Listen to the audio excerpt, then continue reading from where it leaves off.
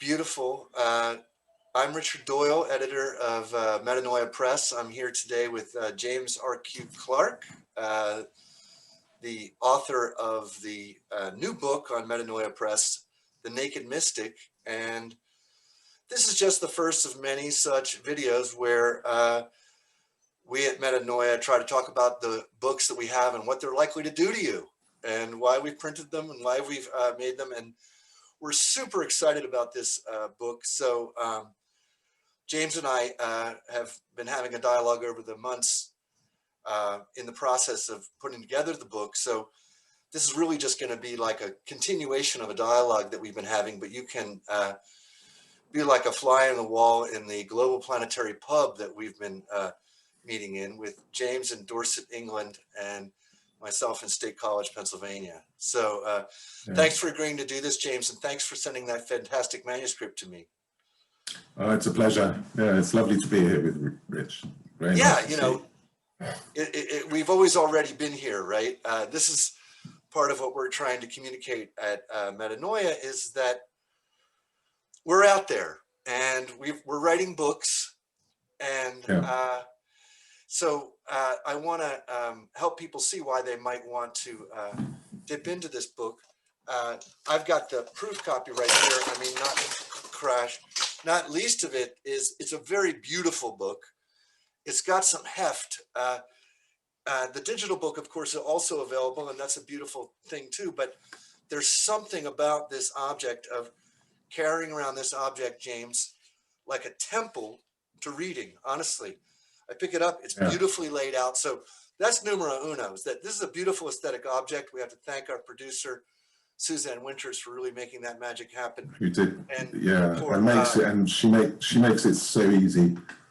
And Branka Jukic, the photographer. Yes. So this is really the work of a community, but it all manifested itself through you, James. So my first question for you is, why is the Naked Mystic so naked? What's up with the nakedness in the title? Just so people know, they're going to wonder. Yes. Gosh, it's difficult, but I suppose in about 2012, I was working as an Anglican priest. And at that time, I was a school chaplain. And slowly but surely, my Christian identity, as I thought it was, even though I had chewed up various versions of Christianity, and if you like, worn them as my identity over so many years, began to crumble in a way, and I couldn't put it back together.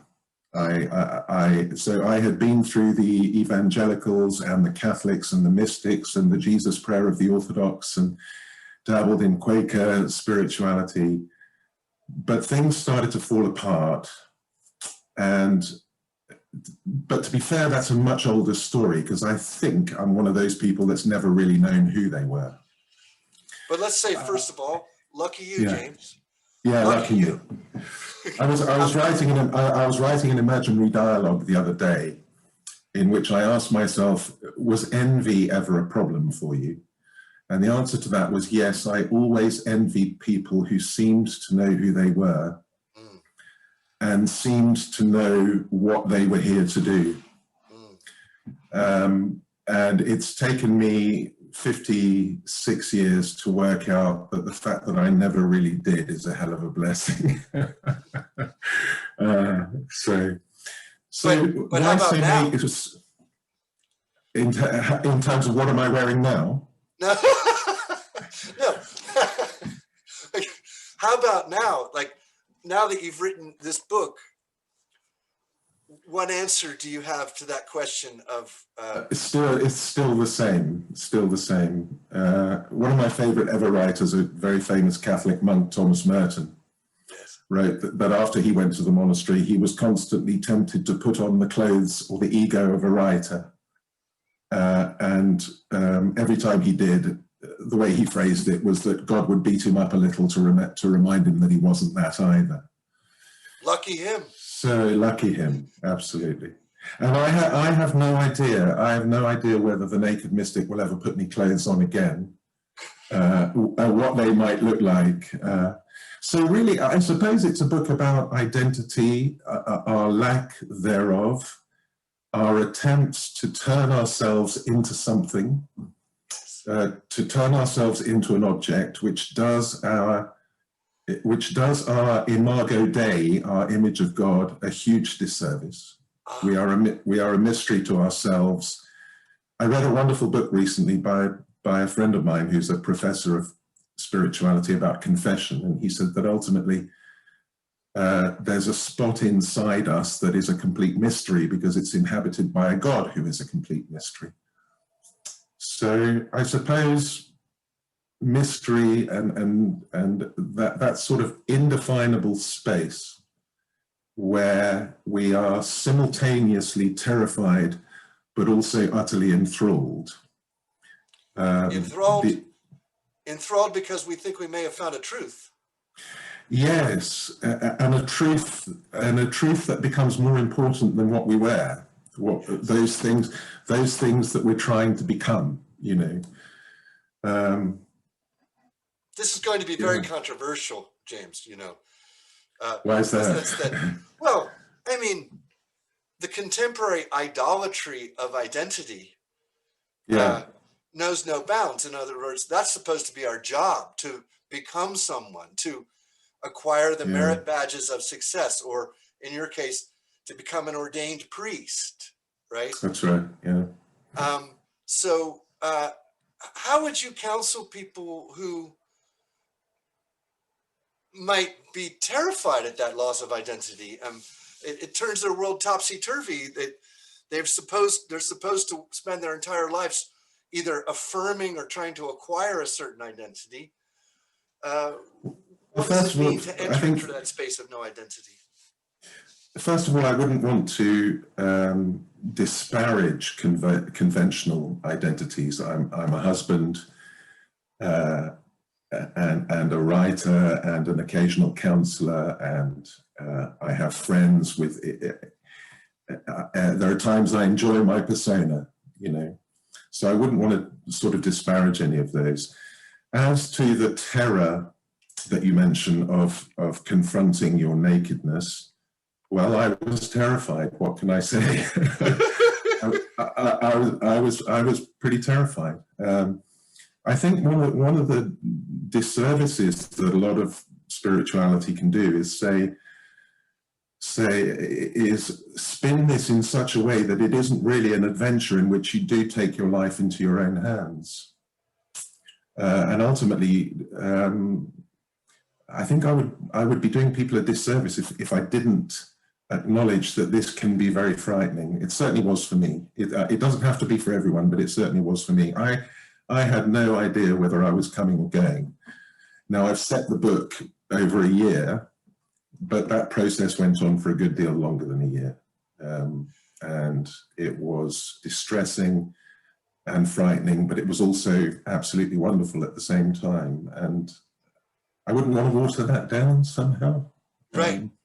Not inviting you to water it down. And that's one of the beautiful things, is that it's difficult to publish something that is not watered down in this way. But one of the reasons I think I found it so vital to help share this book is that one of the early readers actually found great comfort, if I can put it this way, in your terror, in the sense that he recognized his own dark night of the soul and even was in some fashion reliving it in reading your book, but that somehow, you know, in that camaraderie, in that sense that one is both at once totally alone and terrifyingly alone with one's own path, but also that there are resonances that we can recognize in each other's struggles, comfort or strength, let me say, if not comfort.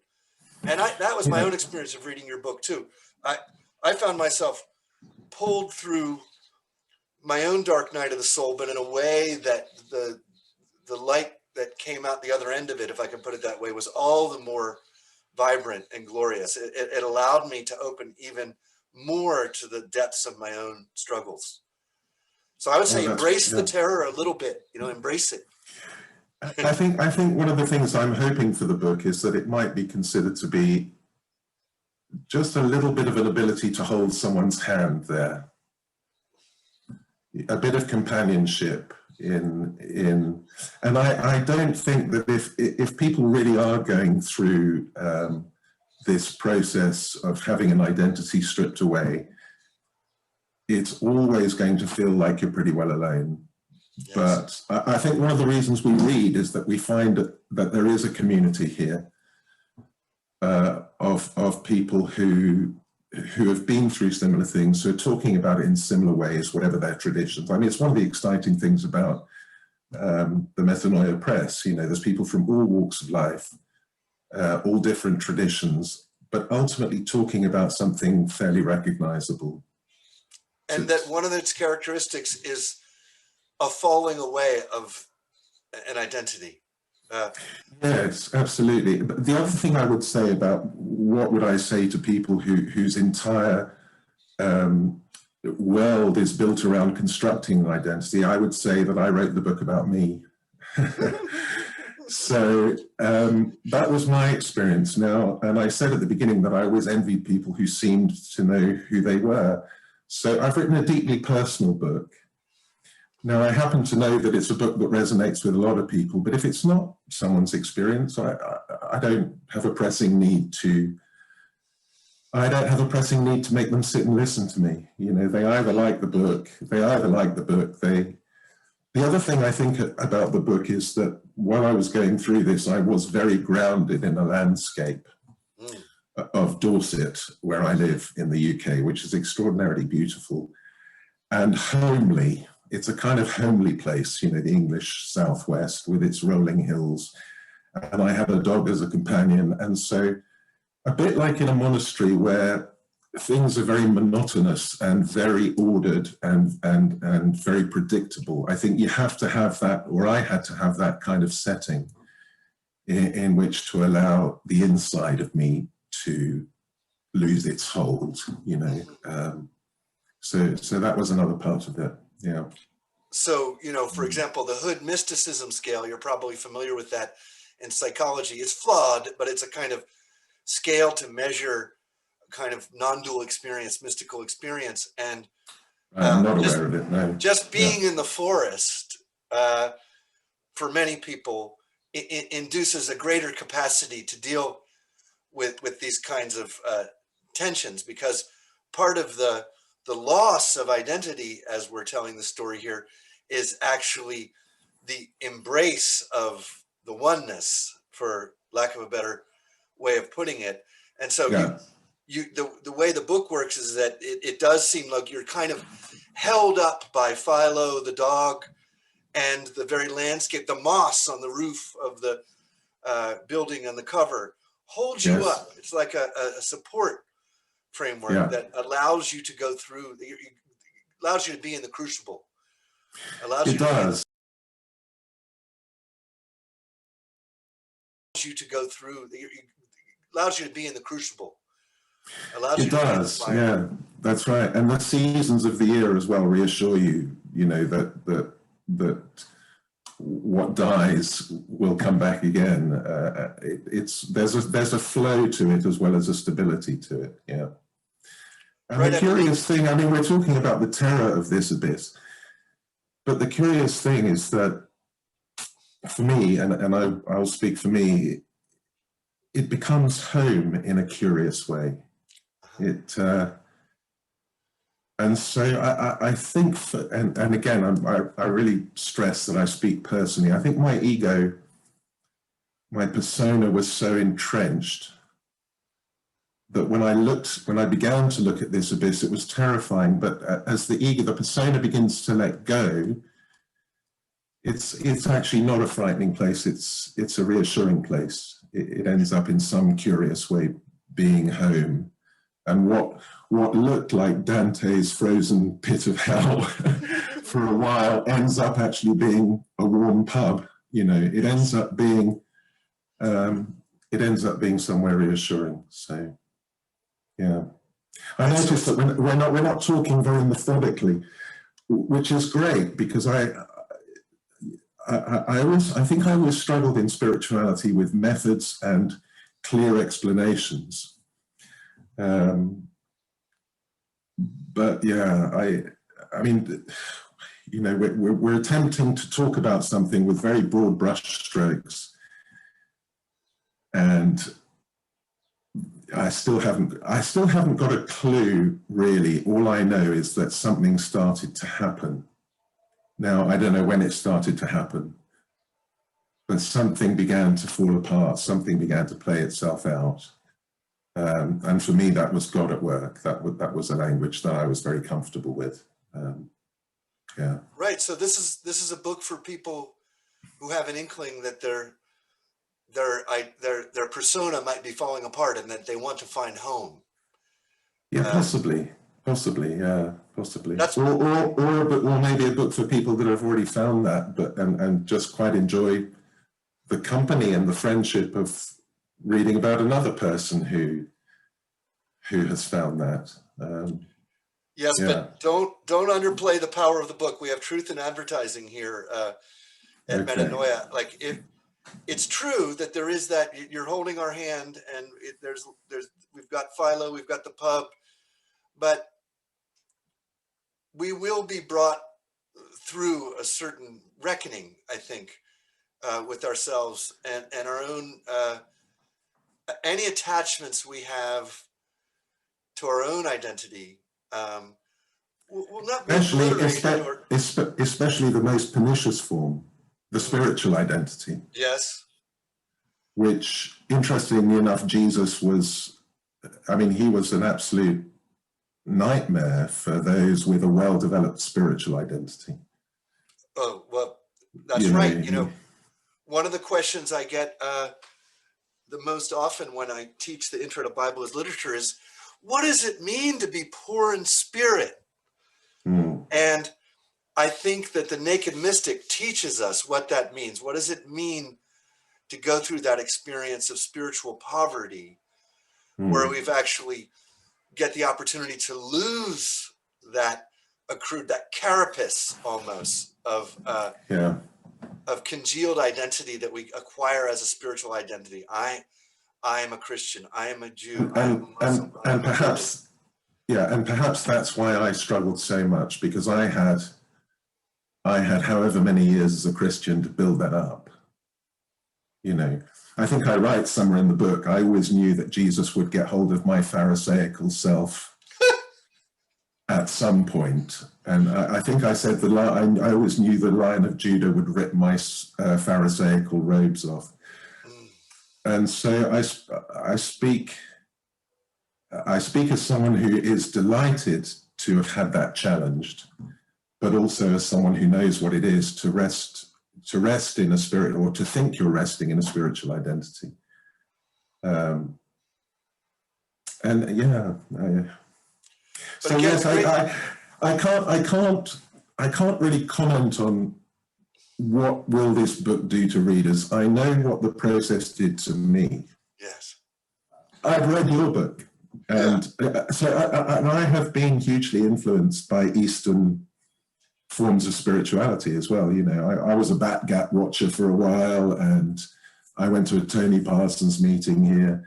Now, what they did was they built on my earlier engagement with Christian mysticism and refined it for me, because there are certain things the Christian tradition finds very difficult to say, even though it's hinting at it, you know. So, gosh, I've lost track completely. So when I came across your book, The Genesis of Now, and did a little research into you and found out that you were actually very comfortable in Buddhist and Advaita territory, but you'd happened to have written a book about non-duality in the Bible, I thought, well, this is a man worth talking to. So initially it was to say, listen, I've read The Genesis of Now, and I'm pretty bowled over by it. And that's how we got talking. But isn't that funny? Yeah. So that we can humbly, I feel like this is like, forgive me for putting it this way, I feel like this is a humble book, that there's great humility that comes with the book, like your reluctance to comment on what it would do to readers and so forth. And that's beautiful. It is a story of a humbling in certain ways. but that it's through that humbling, through that spiritual poverty, I feel like we can help share very powerful texts, whereas the publishing industrial complex is all about build up the author, build up, this is the greatest new thing ever, and thin out the language. Whereas your language, you're borrowing the techniques even of Gerald Manley Hopkins, the great metaphysical poet. You're not just citing him, you're using these sprung and unsprung rhythms on the reader. I'm convinced that's in part why we have this experience. There's a poetics to this work that people should expect. It's very approachable, but you read the book and there are kind of rhythms that start to hammer at you, you know. A bit like Harvey, who's very approachable, but then he pulls the rug from under your feet. Very much so. Now, Harvey, Harvey is the fictional interlocutor of the main character. A brilliant teacher. So if we can get Harvey to write a book for Metanoia, let's do that. I'll ask him. He's not on email or social media, so I'll have to get hold of him in other ways. Neither am I, you know, but he reminds me, for readers who know, I was reading it and I was very, very much reminded of one of my own teachers, Gary Weber. Right. And a friend of mine was very much thought, you know, was very much reminded of some of my antics with him. So really? I think there's a kind of archetypes there of the trickster character. Yes. Yeah. Yes. The one, the one who pulls your pants down. Yes. You were spiritually panted by. I was spiritually panted. Yeah. It's interesting what you say about the spiritual world, and it tends to serve up thin gruel, I think you said. Yeah. It's very true of Christianity. I was watching someone, I can't remember who the other day, saying, we've not called people to the adventure of theosis, of the fullness. That's it. We've been dumbing this down. We've been trying to make ourselves relevant. It doesn't work. It doesn't work because I think people are dishonored when you make things too easy. You know, when you make things too sweet and palatable. And I think when you tell it how it is, I think that it can strike a chord in people to go on the adventure that I think most of us are longing to go on in some way. We are. So and I think it's funny that we ascribe, like, we would have no problem telling somebody that, like, hey, you know, like, have some respect, prepare yourself for an experience if you take 250 micrograms of LSD. But we somehow have lost the sense that there's any capacity for an extraordinary experience, at least on that order, that you can have in dialogue with a writer such as yourself. And I say that with all honesty, not trying to just hawk the book, that we can get back into touch with what books can do with us. Yeah. And that's what I really feel like the publication of this book is in part about, saying, like, we are printing this and we are circulating this, and it's going to be a powerful experience for a lot of people. We're almost out of time. I hope so. And there's another character, of course, in the book, which is the scriptures, which is another voice in there. And that's something, I mean, one of the things that first drew me to you is how you'd gone to the King James Bible and unearthed this coil of life that was just lying there. So hopefully it's also a book that leads us into other books, you know, those great world scriptures. I don't never forget George Steiner talking about, the great literary critic, talking about the Bible. And at one point he says, when you read that, you can see that this is not produced by an ordinary process of composition. And I think that's true of the Upanishads. I think it's true of, and so if we can, I think for me, if I can produce a book that gets people going back to the Bible and saying, I want to wrestle with this thing, and I want to beat it up, and I want it to beat me up, I want to mine it, then that would be a good thing. That would be a great thing. Jacob wrestling with the angels. Like Jacob wrestling with the angel, but be prepared to have your hip put out of joint. Okay, exactly. Yeah, yeah. Hey, that's beautiful, James. The book is available on Amazon. We want to hear from people in reviews, because we want to know how people are being affected by this book. We're going to post updates of, how it's affecting people all over the world. And we're also going to give away some copies to, that would be great. To Bible study groups and interested parties all around the world, is saying, hey, what does this book do to you when you read it? We want to hear it. Field test. The naked mystic for us. I also love it. Gary Weber came back to you on your book to say that you had showed him something about the tradition of his own childhood. And so I would also love to hear from people who abandoned formal Christianity many years ago and have found their way into different kinds of meditation stuff. I'd love to make a connection with that tradition of their youth, not for any purposes of proselytizing or anything, but I think these things are so deeply written into us that I'd love to see what, if someone has found a way of relating to the tradition of their childhood in a new way through it. That would be a real joy for me, actually, because that's what I found. That's beautiful. We'll close with that now, but let's point people to metanoia.press. You can find the book there. Absolutely. You can find the book on Amazon, and we'll be making blog posts and such to let people know about how Naked Mystic is transforming readers all over the world. And I'm sure we'll be talking further in the coming months, James, about those reports and about how to think about the Naked Mystic as people make their way through it. Yeah, absolutely.